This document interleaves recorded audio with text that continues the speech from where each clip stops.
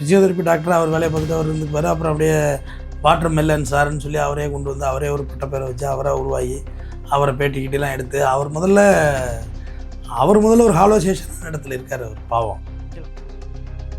அங்கே என்ன இப்போ நீங்கள் கேளுங்களேன் என்ன சார், நீங்கள் ஒரு ஹாலோ சேஷன் இடத்துல இருக்கீங்களா, கண்ணாடிலாம் போட்டிருக்கீங்க, என்ன ரஜினிகாந்த் நினச்சிட்டு இருக்கீங்களான்னு கேட்டாங்க. நான் என்ன சொல்ல முடியும்? அப்படி கண்ணை அவிஞ்சு போச்சு, அதனால கண்ணாடி போட்டிருக்கேன், நீ வேறு கேள்வி கேளு அப்படி தானே சொல்ல முடியும். வேறு என்ன சொல்கிறது?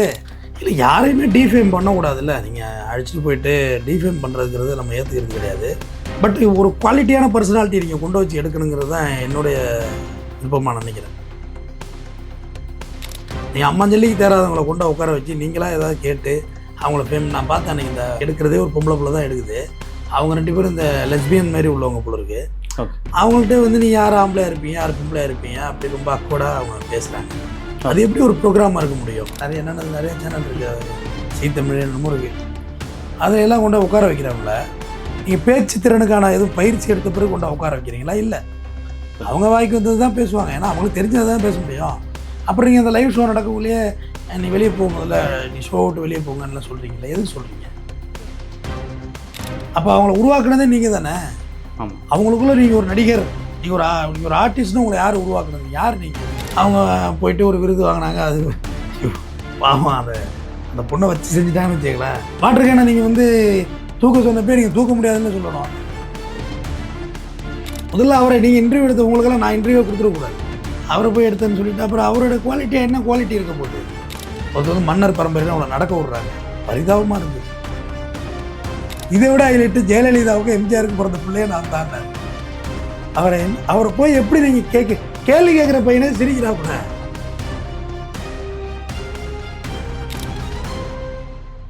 வணக்கம் சார். வணக்கம். ரீசெண்டாக வந்து பார்த்தீங்கன்னா திவாகர்ன்ற ஒரு இன்ஃப்ளூயன்சரை பற்றி ஒரு கான்ட்ரவர்சி போயிட்டுருக்கு. ஒரு யூடியூப் சேனலில் போயிட்டு அவர் இன்டர்வியூ எடுக்கும்போது அவரை வந்து பார்த்திங்கன்னா அவர் தகாத வார்த்தையில் பேசி வந்து வெளியேற்றிருக்காங்க. அது வந்து 2 தரப்பில் விமர்சனம் போயிட்டுருக்கு. ஒன்று, இவர் வந்து பார்த்திங்கன்னா ஒரு முரணாக பேசுகிறாரு. இன்னொன்று வந்து பார்த்திங்கன்னா மீடியா வந்து வேணுன்ட்டு இந்த விஷயத்தை வந்து பண்ணியிருக்காங்க. இவங்க இது மாதிரி நிறைய பண்ணியிருக்காங்க. ஆனால் வந்து ஒரு குறிப்பிட்டு தாக்குற மாதிரி இந்த விஷயத்தை பண்ணியிருக்காங்கன்றாங்க. இந்த விஷயத்தில் உங்களோட பார்வை என்ன சார்? இவரை உருவாக்குனதே மீடியா தான் உருவாக்குனாங்க உண்டாந்து வச்சு. அவர் ஃபிசியோதெரப்பி டாக்டர் அவர் வேலையை பார்த்துட்டு அவர் இருந்துப்பார். அப்புறம் அப்படியே வாட்டர் மெல்லன் சார்ன்னு சொல்லி அவரே கொண்டு வந்து அவரே ஒரு பட்ட பேரை வச்சு அவராக உருவாகி அவரை பேட்டிக்கிட்டலாம் எடுத்து அவர் முதல்ல ஒரு ஹாலோ சேஷன் இடத்துல இருக்கார். அவர் பாவம். இல்லை, அதே விஷயத்தை அவங்களும் சொல்கிறார். நீங்கள் வந்து ஒரு நடக்காத ஒரு விஷயத்தை வந்து நடக்க தான் நீங்கள் கற்பனை பண்ணியிருக்கீங்கன்னு கேட்கும்போது தான் அவர் ட்ரிகரே ஆகிறாரு. ஸோ அதெல்லாம் அந்த இடத்துல ட்ரிகர் ஆகிற இடமே இல்லை. அது எனக்கு தெரிஞ்சு அது அவர் அங்கே என்ன இப்போ நீங்கள் கேளுங்களேன் என்ன சார், நீங்கள் ஒரு ஹாலோ சேஷன் இடத்துல இருக்கீங்களா, கண்ணாடிலாம் போட்டிருக்கீங்க, என்ன ரஜினிகாந்த் நினச்சிட்டு இருக்கீங்களான்னு கேட்டாங்க. நான் என்ன சொல்ல முடியும்? தம்பி கண்ணை அவிஞ்சு போச்சு, அதனால கண்ணாடி போட்டிருக்கேன், நீ வேறு கேள்வி கேளு அப்படி தானே சொல்ல முடியும். வேறு என்ன சொல்கிறது? அப்படியே கடந்து போக வேண்டியது. ஆக்சுவலாக அதுக்கான ஆன்சர் முரணா என்னுடைய பர்சனல் என்னுடைய உடல் மொழியை பற்றி நீ கிண்டல் பண்ணினா நம்ம பேசலாம். ஓகே, அங்கே எழுந்து போகிறதுக்கான சூழ்நிலையே உருவாகலைன்னு சொல்கிறேன். புரியுது. எழுந்து போகிறதுக்குன்னு ஒரு சூழ்நிலை இருக்குது. ஓகே, அந்த சூழ்நிலை அங்கே உருவாகலை. ஓகே. ஆனால் அது ஏதோ நான் எதை நம்புறது இல்லைன்னு நான் ஒன்றும் புரிய மாட்டேது நமக்கு. கண்டிப்பாக சார். ஸோ இந்த இது வந்து பார்த்தீங்கன்னா நிறைய பேரை வந்து பார்த்தீங்கன்னா இன்டர்வியூ எடுக்கிறாங்க. இப்போ வந்து ஒரு குறிப்பிட்ட நபரை வந்து தாக்கி இது பண்ணுறதுக்கும் சில நபர்களை வந்து பார்த்தீங்கன்னா ஏற்றி பேசுகிறது இந்த மாதிரி விஷயம்லாம் பண்ணுறாங்க. நீங்கள் இந்த மாதிரி வந்து பார்த்தீங்கன்னா ஒரு உண்மையான கேள்விகளை எல்லாரும் நோக்கியும் வைக்க வேண்டியது தானே? ஏன் ஒரு குறிப்பிட்ட நபரை வந்து டிஃபேம் பண்ணுறதுக்கு வைக்கிறீங்க அப்படின்ற ஒரு கேள்வி வந்து பார்த்தீங்கன்னா ஒரு தரப்புலேருந்து வருது. இது எப்படி பார்க்குறீங்க? இல்லை, யாரையுமே டிஃபேம் பண்ணக்கூடாதுல்ல. நீங்கள் அழைச்சிட்டு போயிட்டு டிஃபேம் பண்ணுறதுங்கிறது நம்ம ஏற்றுக்கிறது கிடையாது. பட் ஒரு குவாலிட்டியான பர்சனாலிட்டி நீங்கள் கொண்டு வச்சு எடுக்கணுங்கிறது தான் என்னுடைய விருப்பமாக நினைக்கிறேன். நீங்கள் அம்மாஞ்சல்லிக்கு தேராதவங்களை கொண்டு உட்கார வச்சு நீங்களாக ஏதாவது கேட்டு அவங்கள ஃபேம் நான் பார்த்தேன் அன்றைக்கி இந்த ஒரு அது எடுக்கிறதே ஒரு பொம்பளை பிள்ளை தான் எடுக்குது. அவங்க 2 பேரும் இந்த லெஸ்பியன் மாதிரி உள்ளவங்க போல இருக்குது. அவங்கள்ட்ட வந்து நீ யார் ஆம்பளையாக இருப்பீங்க, யார் பொம்பளையாக இருப்பீங்க அப்படி ரொம்ப அக்கோடாக அவங்க பேசுகிறாங்க. அது எப்படி ஒரு ப்ரோக்ராமாக இருக்க முடியும்? இன்னொன்று இந்த விஜே குட்டிமா அதெல்லாம் என்ன விஜே வாட் விஜே அதெல்லாம் யார் அவங்கெல்லாம் ரொம்ப அருவருக்கத்தக்க மொழியில் ரொம்ப ரொம்ப கழுத்தரமான நிகழ்ச்சியை நடத்துகிறீங்க. அப்புறம் நடத்திட்டு அப்புறம் அவங்க குத்துதே கூடையுதுன்னா அவங்களை என்கரேஜ் பண்ணது யார்? முதல் விஷயம்.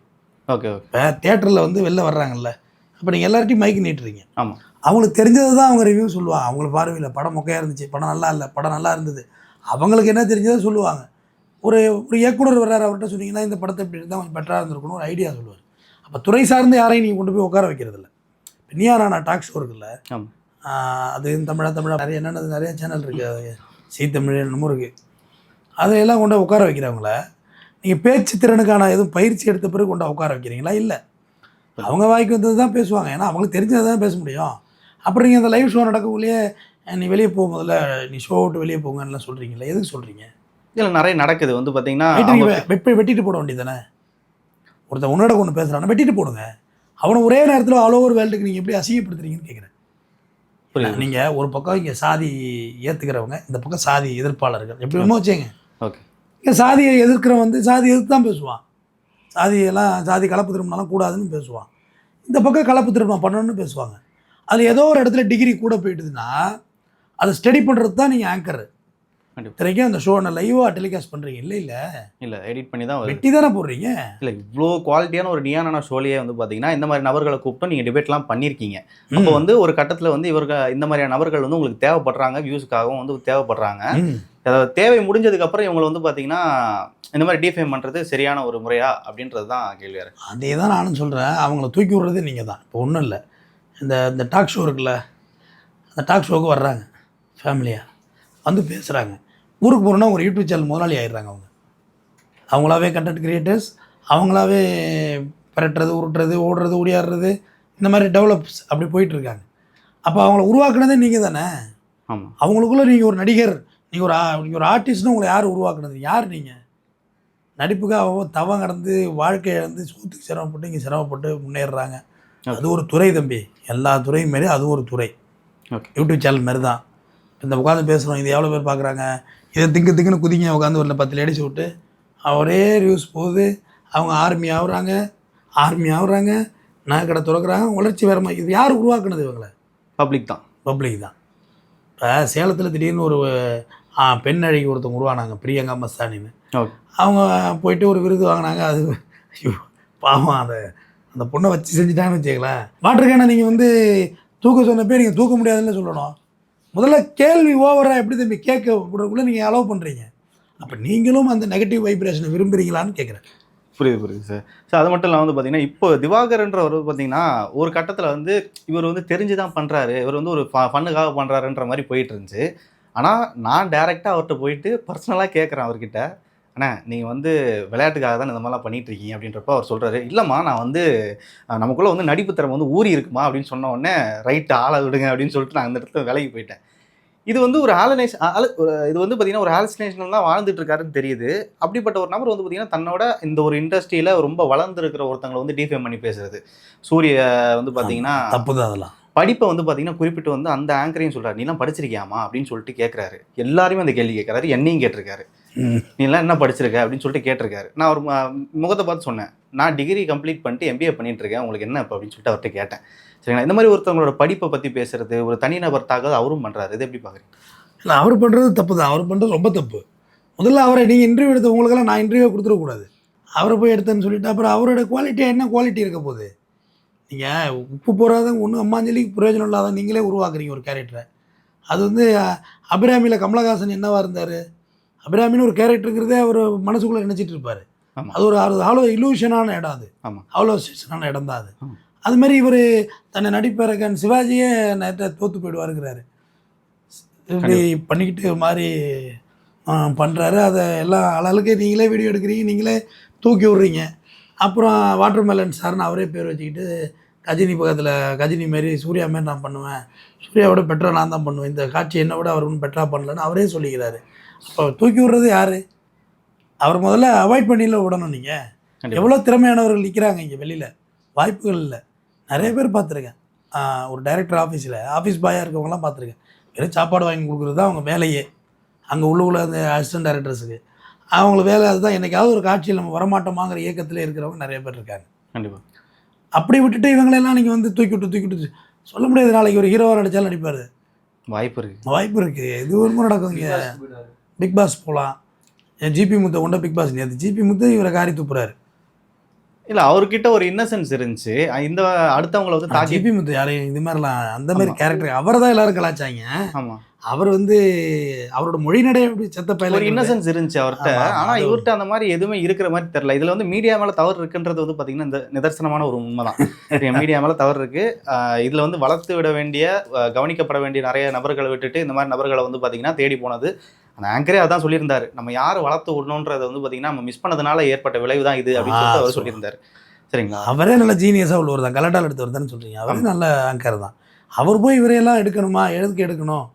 இதெல்லாம் போய் எடுத்து டெவலப் பண்ணி கொண்டு வந்து இது எப்படி சொல்கிறது, நீங்கள் அந்த காத்து கருப்பு கலையெல்லாம் வளர்த்து விட்ட மாதிரி தான் நான் சொல்லுவேன்.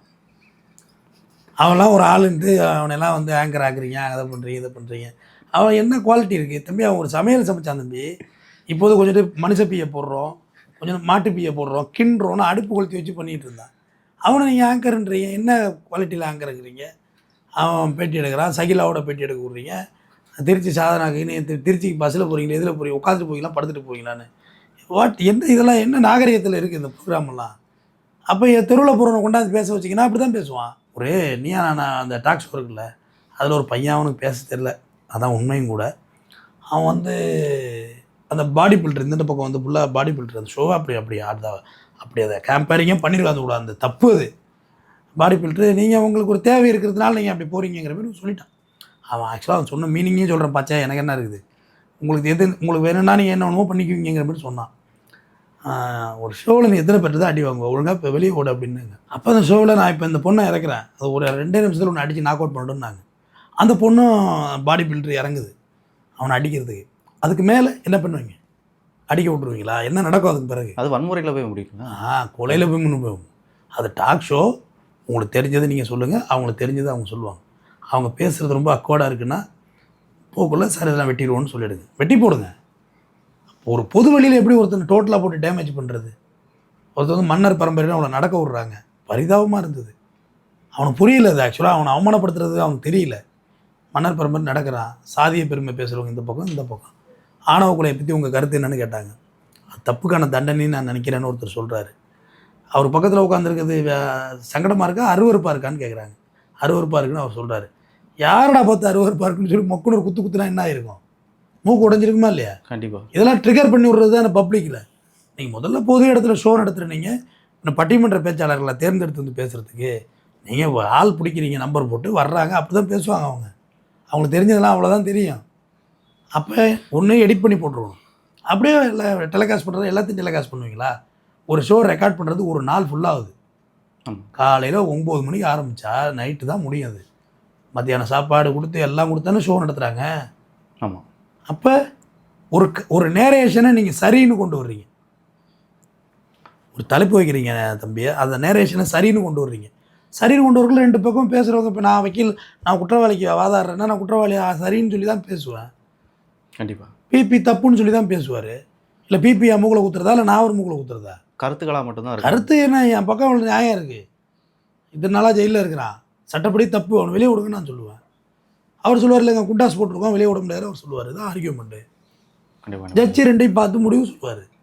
ஜட்ஜே ஒரு பக்கத்து கேரக்டராக மாதிரி பேசுகிறது எப்படி? ஒரு நிகழ்ச்சி தொகுப்பாளர், நீங்கள் ஒரு ஆங்கர், ஒரு டிபேட் நடத்துறீங்கன்னா நீங்களே ஒரு சார்பான நிலையில் பேசுனா எப்படி ஷோ நடத்துறது? உங்களுக்கு எந்த நிலைப்பாடு இருக்கக்கூடாது. தலைப்பு விட்டு கருத்துரையாளர்கள் சொன்ன கருத்து 2க்கும் ஒரு ஃபுல் ஸ்டாப் ஃப்ரேம் பண்ணணும். நீங்கள் ஒரு உங்களுக்குள்ள ஒரு இன்டென்ஷன் இருக்குது. ஒன்று இடதுசாரி சிந்தனையை நீங்கள் வச்சுக்கிறீங்க மனநிலையில், இன்னொன்று வலதுசாரி சிந்தனையை வச்சுக்கிட்டு அதை நேரேஷன் பண்ணி கொண்டு வரவே அது எப்படி சரியாக இருக்கும்? இதில் இந்த மாதிரி பேப்பர்ஸ் வேறு, பேப்பர் ஐடி, இந்த மாதிரி பேப்பர் ஐடி வேறு இடையில இவங்களா ஒரு 20 பேரை கொண்டாந்து நீங்களே ஷோ பண்ணுறீங்க, அவங்களே வளர்த்து விட்றீங்க, அவங்களே மாடி வீடு கட்டுறாங்க. ஷோ நடத்துனவங்களும் சேனல்காரங்களும் வீடு கட்டுறதா இல்லை, வாடகை வீட்டில் இருக்கிறாங்க. அவங்க மாடி வீடு கட்டி கிரக பிரவேசம் மேலே கிரக பிரவேசமாக பண்ணுறாங்க, அதையும் விளாக் பண்ணுறாங்க, ஹோம் டூர் போடுறாங்க, அது போகுது இது போகுது. அப்போ அவங்களை வளர்த்து விடுறது யார்? முதல்ல சரியானவர்களே வளர்த்து விடுங்க. நீங்கள் வளர்த்து விட வேண்டாம்லாம் சொல்லலை, சரியானவர்களே வளருங்க. யார் உங்கள் தம்பி? கள்ளி செடியும் இருக்குது, ரோஜா செடியும் இருக்குது, 2லேயும் முள் இருக்குது. ஆமாம், 2 முள் செடி தான். ஆனால் ரோஜா செடியில் அழகான பூ வரும். இதில் ஒன்று ஆனால் கள்ளி செடியும் முள்ளு தான் இருக்குன்னு நீங்கள் கள்ளி செடிக்கு தண்ணி ஊற்றிக்கிட்டே இருக்கீங்க, அதனால் பலன் கிடைக்காது, குத்தும். ரோஜா செடியை வளர்க்கலாம்ல, அதில் ஒரு பூவாவது கிடைக்கும்ல. எவ்வளோ நல்ல கருத்துக்கள் உள்ளவங்க இருக்காங்க. ஒருத்தர் அவர் பேர் உலகம், கஜினி உள்ள பாட்டு நான் தான் எழுதினேன்னாரு. அவரையும் போயிட்டு எடுக்கிறீங்க.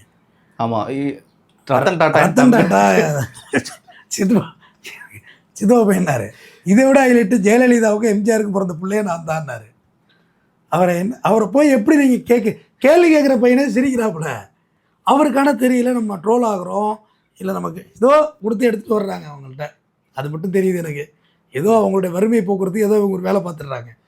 இது எப்படி சரியாக இருக்கும்? இந்த ப்ராங்க் ஷோன்னு சொல்கிறாங்கல்ல, அதுவே எனக்கு உடன்பாடு இல்லாதது தான். பொது வழியில் எப்படி ஒரு பொது மனுஷனை போய் டீஸ் பண்ணிட்டு அவன் பயந்து அட்டாக் வந்துருச்சுன்னா என்ன ஆகுது? அப்புறம் தான் தெரிஞ்சுது செட் பண்ணி எடுக்கிறாங்க ஓவரால் ஃபைனாக அப்படின்னு. செட் பண்ணி எடுத்தால் ஒன்றும் தப்பு கிடையாது. நம்ம வீட்டில் செய்கிறது எல்லாத்தையும் ரோட்டில் செய்ய முடியாது, ரோட்டில் செய்கிற எல்லாத்தையும் வீட்டில் செய்ய முடியாது. இடம் பொருள் ஏவல்னு அதுக்கு தான் சொன்னாங்க. அதுமாரி இந்த கேமராவுக்கு முன்னாடி பேசுகிறதுங்கிறது ஒரு ஸ்டேட்மெண்ட்டு. இப்போ நான் பேசுகிறது ஒரு ஸ்டேட்மெண்ட். இதை நான் வாய்க்க வந்ததெல்லாம் பேசி வச்சுட்டு போகக்கூடாது. இன்னொரு 50 வருஷம் கழிச்சுனாலும் இந்த ப்ளே பண்ணணும், இங்கனே கடந்து ஓடும், அந்த வீடியோ ஓடும். அப்போ தப்பாக பேசி வச்சுட்டு போயிருந்தால் அது தவறாக சித்தரிக்கப்படாதா? இன்னொரு 200 வருஷம் கழிச்சு, 50 வருஷம் கழிச்சு. கண்டிப்பாக. அப்படிங்க ஒரு சரியான நபர்களை கொண்டாந்து டெவலப் பண்ணணும். சூரியெல்லாம் அவரெல்லாம் 10 வருஷம் சாப்பாட்டுக்கு வழி இல்லாமல் அவரே சொல்கிறாரு, இருக்கேன் உயிரோடு இருக்கேன்னு சொல்லி கஷ்டப்பட்டு வந்தவரை சூரியகிட்ட வந்து என்ன இருக்குது நடிப்பு திறமை, நான் வந்து டாக்டராக இருக்கேன்னு இவர் சொல்கிறாரு. ரைட்டு தான். பட் சூரியகிட்ட இவ்வளோ கோடியில் சொத்து செஞ்சிட்டாரு, படம்லாம் ஹீரோவாக நடிக்கிறாரு, ஹீரோவாக ஆகிட்டார் அவர். அந்த மாதிரி ஒரு இன்னொரு கலைஞனை வந்து நீங்கள் டிஃபேம் பண்ணுற நீங்கள் ஒரு கலைஞன் ஆக முடியாது. கண்டிப்பாக. ஒரு சக கலைஞனை மதிக்க தெரியணும். அது ஒரு படமே எடுத்தாங்களே, தில்லானம் மோகனம்பா, பரதநாட்டியம் பெருசா, இவர் தவழ்வான் பெருசான்னு வரும், நல்லாயிருக்கும் அந்த படம். அதே படம் இப்போ கொஞ்சம் காப்பிரைட் ஆகி சங்கம்னு ஒரு படம் வந்துச்சு. பரதநாட்டியம் பெருசா, என்னுடைய ஆதி கதை பற இசை பெருசான்னு வந்து படம் ஓட வேண்டிய படம் எப்படி ஃபெயிலியர் ஆச்சுன்னு தெரியல. இந்தியா அறிமுகம், இப்போ மேடையில் ஏறி பேசிகிட்டு இருக்காங்களா வாய்க்கு வந்ததை, அவங்க அறிமுகம் அவ்வளோ அழகாக இருப்பாங்க அந்த படத்தில். படம் சரியாக போகல. மணிவண்ணன் தான் நடிச்சிருப்பார், நல்லாயிருக்கும். அந்த ஒரு பாட்டு இருக்குது, ஆடால கண்ட ஆளுக்கு வந்த நல்ல பாட்டு, மார்கழி திங்கள் அல்லவான்னு பாட்டு இருக்கும், வராக நதிக்கு ஒரு எல்லாம் நல்ல பாட்டு. அது படம் எப்படி தோத்துச்சுன்னு தெரியல. நான் டிவியில் தான் பார்த்தேன் ஊரில். நல்ல கலை. அதில் மணிவண்ணன் சொல்லுவார், உன்னை மற்ற கலைஞனை மதிக்க தெரியாது, நீ எப்படா கலைஞனாக இருப்பேன்னு கேட்பார்.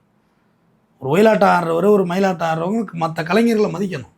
அதுதானே கலைஞனை உருவாக்குறது. கண்டிப்பாக. எவ்வளோ பேரை நீங்கள் உருவாக்க வேண்டியது இருக்குது. நாட்டுப்புற கலைஞர்கள், கரகாட்ட கலைஞர்கள், ஒயிலாட்ட கலைஞர், இந்த வில்விசை மாதவின்னு சொல்லிட்டு அவங்க தான் வந்து இப்போ ஃபேமஸாக அதை உருவாக்கியிருக்காங்க. மாதவி அடுத்த ஒரு பொண்ணு செய்கிறாங்க அந்த வில்வித்தை மாதவின்னு. அவங்களெல்லாம் உருவாக்குங்க. நிறைய பள்ளிக்கூடம் வந்து வளர்ச்சி அடையாமல் இருக்குது, அந்த பள்ளிக்கூடத்துக்கு உருவாக்குங்க. கவர்மெண்ட் ஸ்கூல் பசங்கள்கிட்ட போய் இது டேலண்ட் இருந்தால் வெளியே கொண்டு வாங்க.